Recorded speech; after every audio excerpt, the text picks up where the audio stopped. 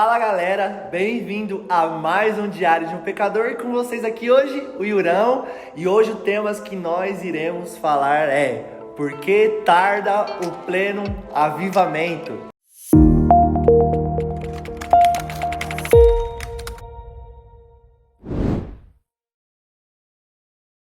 E antes de começar o vídeo, já queria pedir aquele like, compartilha com seu amigo, nos segue nas nossas redes sociais, Instagram, Spotify, outras redes sociais aí que você tem, Apple, tudo que você tá na mídia aí pra ouvir, assistir, nós estamos lá. Diário de um Pecador, Instagram, _ Diário de um Pecador, facinho de achar, beleza? Então, bora lá para mais um vídeo. O versículo que eu queria começar lendo com vocês fica em Mateus 28, a partir do verso 19, que diz assim: portanto, vão, façam discípulos de todas as nações, batizando-os em nome do Pai, do Filho, do Espírito Santo, ensinando-os a guardar todas as coisas que tenho ordenado a vocês. E eis que estou com vocês todos os dias até o fim dos tempos. Um tema que tem ardido no meu coração, e quem me conhece, quem tá ali próximo, sabe que eu tenho falado bastante sobre avivamento.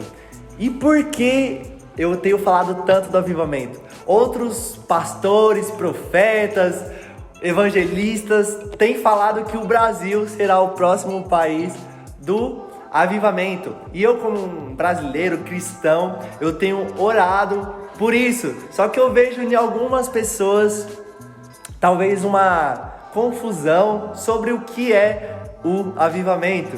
E para simplificar assim, eu já vou te dar de letra assim, o que seria o avivamento. Para mim, avivamento é transformação.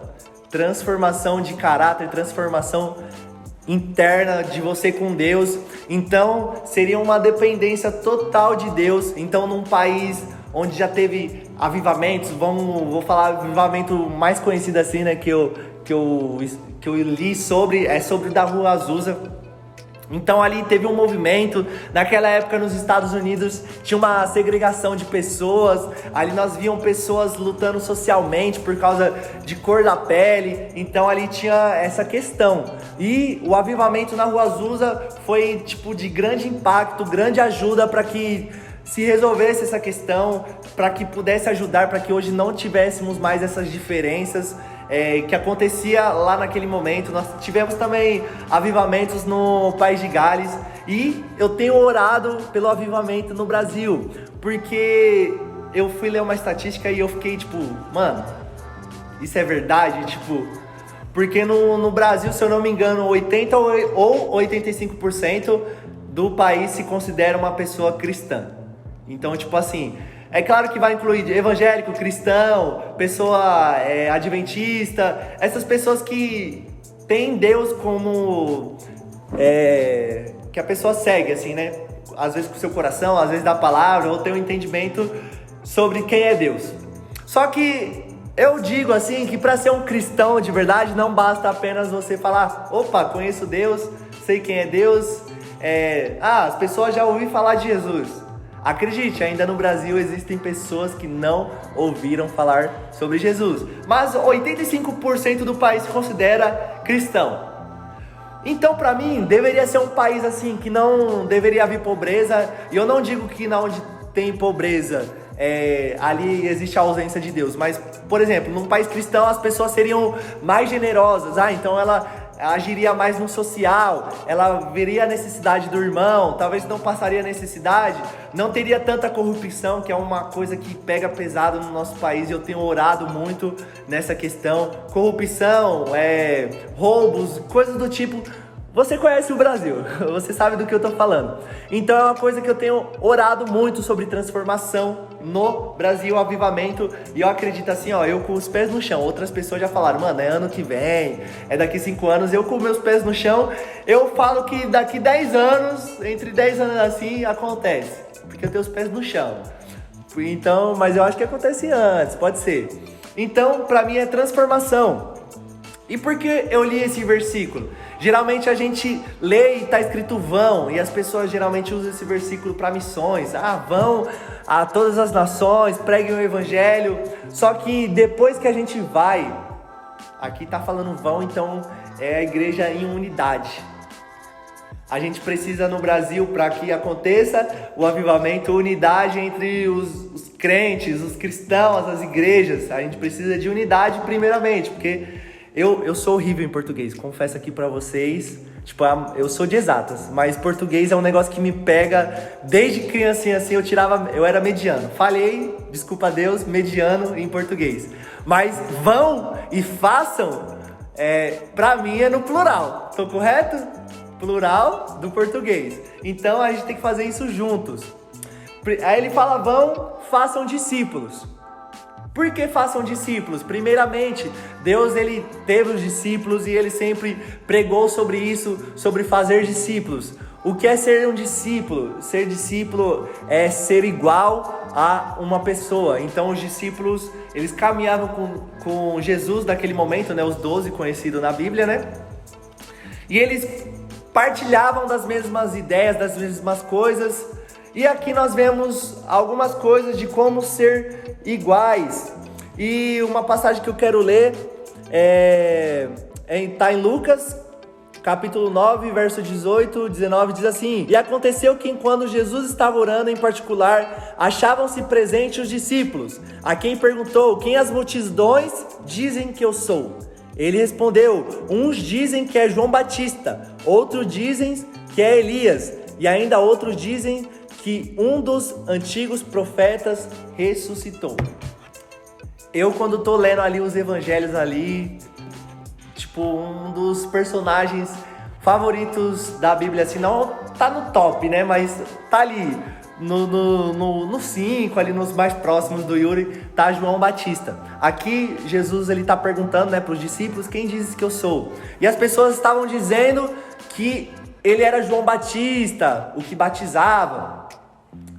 João Batista era uma pessoa que se retirou, ficou no deserto, a gente conhece, que comia gafanhotos e mel, se vestia com pele de ovelha. Pra mim é uma pessoa meio assim, meio estranha, né, pra época de hoje em dia, mas ele estava ali no deserto querendo um encontro com Deus.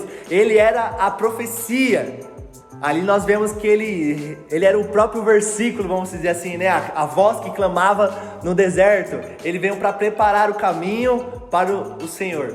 Então nós vemos que ele cumpria vários quesitos assim de ser igual a Deus. E eu não sei vocês, igual a Jesus, né? Que é Deus, Espírito Santo, Trindade.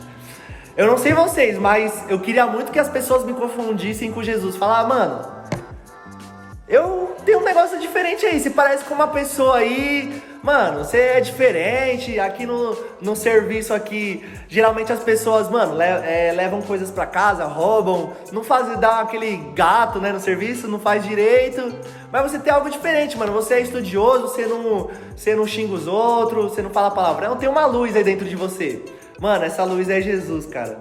E João Batista, ele foi confundido com Jesus, as pessoas estavam falando que Jesus se parecia com João Batista ou vice-versa. E assim que nós devemos sermos discípulos de Cristo, sermos iguais a Ele. Em Gênesis vai dizer, né, que Deus ali no momento que Ele estava com o Espírito Santo, Jesus ali no céu, né, que fala, façamos o homem em imagem e semelhança.